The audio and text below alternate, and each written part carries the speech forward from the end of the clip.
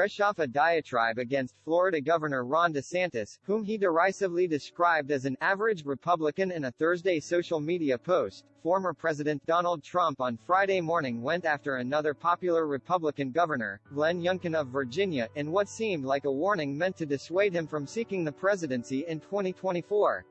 Youngkin, now that's an interesting take. Sounds Chinese, doesn't it? And Virginia couldn't have won without me, Trump wrote in a post on Truth Social, his proprietary social media network. It is not clear why he falsely insinuated that Youngkin was of Chinese ancestry. The origins of the governor's name are Germanic, but Trump has a record of rhetoric against China and Chinese people, which during the coronavirus pandemic contributed to anti-Asian rhetoric and violence. A former finance executive, Youngkin used discontent over school closures and other education-related issues, many of which were gathered under the broad and inexact umbrella term of critical race theory, to prevail in last year's gubernatorial contest over Democratic establishment favorite Terry McAuliffe. As with DeSantis, Trump suggested he was fully responsible for the governor's unlikely political ascent. I endorsed him, did a very big Trump rally for him telephonically, got MAGA to vote for him, or he couldn't have come close to winning.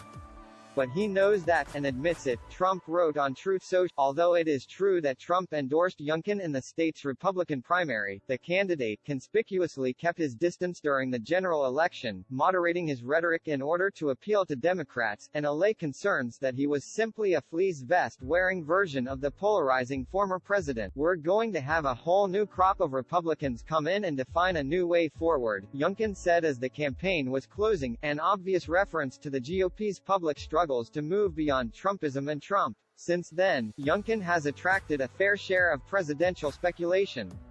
Asked last month about whether he had White House ambitions, he gave the kind of answer that tends to suggest, if history is any indication, that he does. 2024 is a long way away. And I'm really humbled by the speculation, but right now I'm very focused on Virginia, he told CNN's Jake Tapper.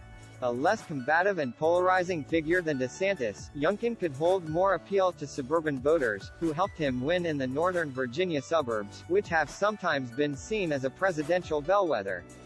Throughout the fall, he and DeSantis both campaigned for Republican candidates, albeit in different states.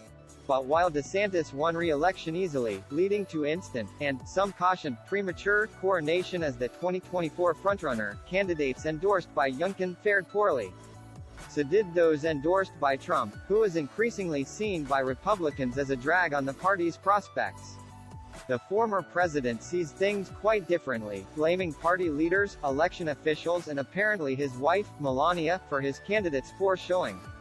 Nor are those results apparently dissuading him from possibly announcing his own presidential run next Tuesday, in a development that could put him on a direct collision course with ambitious governors like DeSantis and Youngkin, as well as other prominent figures, including potentially his former vice president, Mike Pence. Notably, the rhetoric of Trump's post regarding Youngkin was notably softer in tone, and shorter, than his anti-DeSantis screed. Lamenting some of Youngkin's challenges with state-level Democrats, Trump ended on a puzzlingly encouraging note, but he'll get it done.